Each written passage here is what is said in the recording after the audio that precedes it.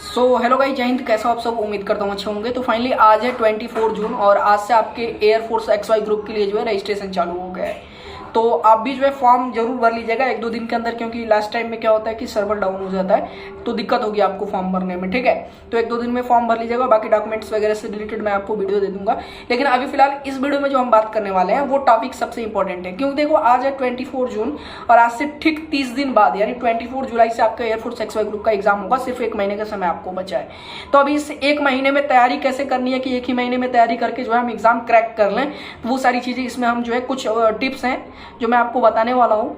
ठीक है, अगर उस स्ट्रेटजी को फॉलो करते हो तो डेफिनेटली आप एग्जाम क्वालिफाई कर जाओगे एयरफोर्स XY ग्रुप का।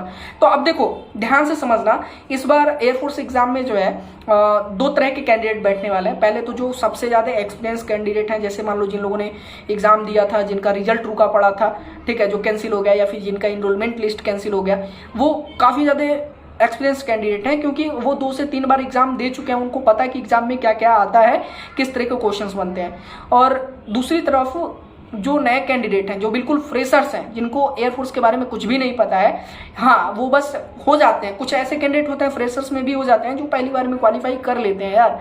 ठीक है, तो दोनों के बारे में हम बात करने वाले हैं। तो देखो सबसे पहले 1 महीने का समय है, तो तैयारी क्या है आपका टाइम मांगती है। तो 1 महीना अपना झोंक के जो है 1 महीना एयरफोर्स को दे दो। कम से कम 8 घंटे का समय निकालो डेली। ध्यान से सुना, कम से कम 8 घंटे का समय निकालो बस 1 महीने के लिए, और आप करके दिखाओगे। देखो सबसे पहले आपको करना क्या है ना, जो कुछ भी मैं आपको बताऊंगा ध्यान से सुना, क्योंकि 1 महीने का समय है और 1 महीने में आपको भी पता है कि आप जो है डिटेल स्टडी तो बिल्कुल भी नहीं कर पाओगे। एक बार चलो फिर से चैप्टर वाइज जो है डिटेल कर लेते हैं हर सब्जेक्ट का, ऐसा बिल्कुल भी नहीं हो पाएगा। तो जो पुराने कैंडिडेट हैं उनके पास बड़ा होगा नोट्स। आपने नोट्स अपने एग्जाम दिया है तो चैप्टर वाइज नोट्स तो आपने जरूर बनाया होगा। तो आप डेली, जैसे मान लो एयरफोर्स XY ग्रुप का मैं बात करूंगा, इंग्लिश को पहले किनारे कर दो, क्योंकि इंग्लिश तो बहुत ही कॉमन चीज है यार, बहुत ही आसान आती है एयरफोर्स के अंदर। ठीक है, सबसे पहले फिजिक्स एंड मैथ की बात कर लेते हैं। तो नियर अबाउट कितने चैप्टर्स होंगे? 20-20 चैप्टर होंगे। ठीक है, फिजिक्स एंड मैथ के। तो आप डेली 2 से 3 घंटे, जैसे मान लो आप 3 घंटे जो है फिजिक्स को दो और 3 घंटे मैथ को दो। ठीक है, और बाकी 2 घंटे में 1 घंटे आप इंग्लिश को दो और 1 घंटे हमारे ऑनलाइन क्लासेस को दो। ठीक है, अब ध्यान से समझना, उन्हीं 3 घंटों में आप डेली प्रयास करो कि कम से कम 2 चैप्टर्स का आप नोट्स पढ़ लो। ठीक है, समरी जिसको बोलते हैं एक तरह से, जो है कि आपने जो प्रीवियस चीजें पढ़ी हुई है बस उसको रिवाइज करना है। ठीक है, आप अपना नोट्स पढ़ लो और उन्हीं 2 घंटों के अंदर उन 2 चैप्टर से आप जो है जितने भी क्वेश्चंस कर सकते हो, जितने भी क्वेश्चन आपको मिल सकते हैं वो क्वेश्चंस आप करो। ठीक है, तो डेली चैप्टर वाइज आपको 2 चैप्टर्स की समरी करनी है। ठीक है, और उससे रिलेटेड जितने क्वेश्चन कर सकते हो वो करो। तो ऐसा जब आप 10 से 15 दिन, आपको जो है 15 दिन के अंदर अंदर ये काम करना है। जब आप दोनों सब्जेक्ट का, फिजिक्स और मैथ का जो है पूरा समरी कर लेते हो और सारे चैप्टर वाइज क्वेश्चन कर लेते हो, एक बार रिवाइज हो जाता है वो सारी चीजें। ठीक है, उसके बाद आता है आपका लास्ट का 15 दिन, तो वो मैं आपको बताऊंगा। लेकिन फ्रेशर्स के लिए मैं बात कर लेता हूं। देखो फ्रेशर्स आपको क्या करना है, कई सारे पब्लिकेशंस की बुक्स आती हैं। ठीक है, जैसे आर्यंत वगैरह की हो गई, तो उसमें क्या है ना, उसमें भी नोट्स दिया गया रहता है। चैप्टर वाइज जो है बहुत डिटेल में नहीं दिया रहता है, लेकिन चैप्टर वाइज थोड़े थोड़े नोट्स दिए रहते हैं। तो ऐसा तो है नहीं कि आप जो है जितने भी चैप्टर्स दिए गए हैं उनसे आप अनजान हो। वो सारी चीजें आप प्रीवियस अभी पढ़ के आ रहे हो। ठीक है, कहीं ना कहीं अगर आप 10th और 12th पास आउट हो तो कहीं ना कहीं वो चीजें अभी आप पढ़ के आ रहे हो, वो चीजें आपने पढ़ी हैं। तो एक बार अगर आप उसको देखोगे तो वो चीज रिवाइज हो जाएगी। ठीक है, तो पब्लिकेशन की किसी अच्छी बुक ले लो, उसके एक बार सारे चैप्टर वाइज जो है क्या आपको करना है, रिवाइज करो। और उस चैप्टर वाइज क्वेश्चन भी दिया होता है। ठीक है, तो चैप्टर वाइज क्वेश्चन एक बार देख लो आप इन 15 दिन में। आप यही कर सकते हो, डिटेल तो नहीं कर पाओगे, समझने की कोशिश करो।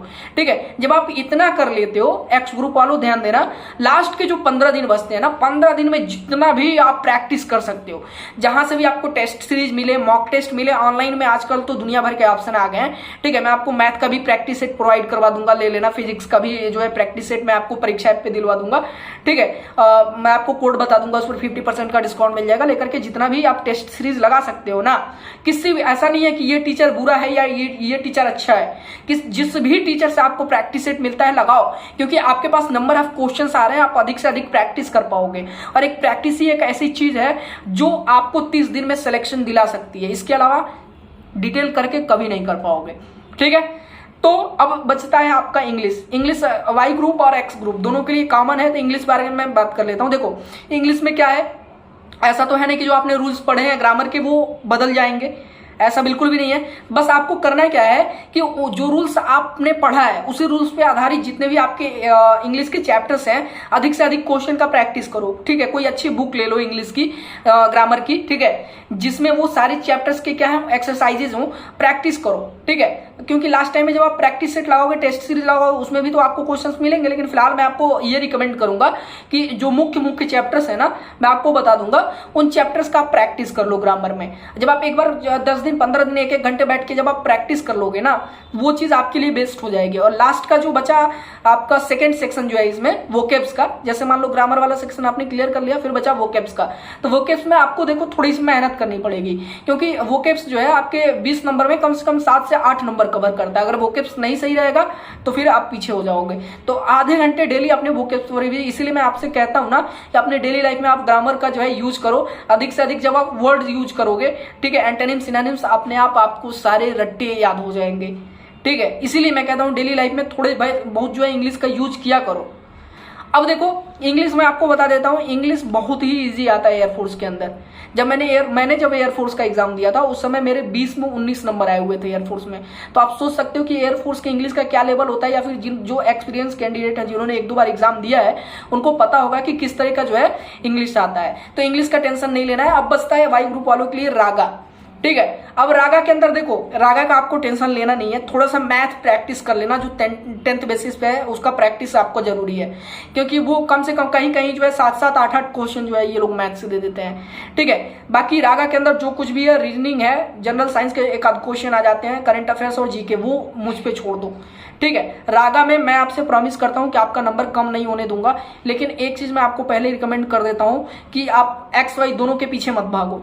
कोई एक बैच अपना चुनो कि मैं एक्स के लिए बेहतर कर सकता हूँ, वाई के लिए बेहतर कर सकता हूँ, क्योंकि एक महीने में आप दोनों के लिए बेहतर नहीं कर सकते हो, तैयारी नहीं हो पाएगी, ठीक है। दोनों पे छोड़ोगे फिर वही हो जाएगा, ना इसके हुए ना उसके हुए, ठीक है। तो फाइनली यही मेरे टिप्स हैं। देखो जो भी मैंने आपको टिप्स बताए हैं, पहले आपको क्या करना है, सारे चैप्टर्स के आप जो है समरी करो, जो भी नोट्स आपने बनाए उनका समरी करो और क्वेश्चंस करो उनसे रिलेटेड, ठीक है। आपको पब्लिकेशंस की बुक्स में चैप्टर वाइज क्वेश्चन मिल जाएंगे।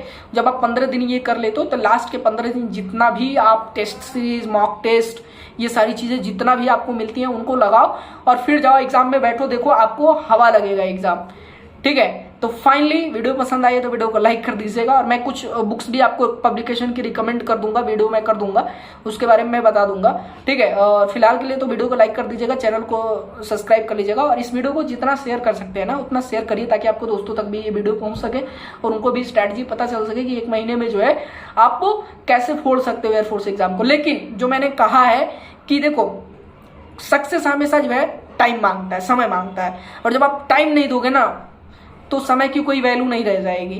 तो इसलिए कम से कम डेली 1 महीना, अभी इस बीच में क्या है, कोई पेपर वगैरह तो हो नहीं रहा है आपका। अगर आप कोई बोर्ड एग्जाम दे रहे थे, आपका 10th का 12th का एग्जाम हो ही चुका है, अगर आप जो है ग्रेजुएशन का कोई एग्जाम दे रहे थे उनका भी एग्जाम क्लियर हो चुका है, कहीं BA BSc वगैरह का एग्जाम सब हो गया है, तो अभी आप क्या है, अभी आप खाली ही बैठे हो, ठीक है। क्लासेस वगैरह कॉलेज की चल रही होंगी, समझ रहा हूँ, ठीक है। तो 2-4 घंटे क्लासेस कर लो यार कॉलेज के, लेकिन बाकी के 7 से 8 घंटे रात में भी आप जगो, बस 1 महीना अपना समय दो और 1 महीने में आप सिलेक्शन लेकर के मानो, ठीक है।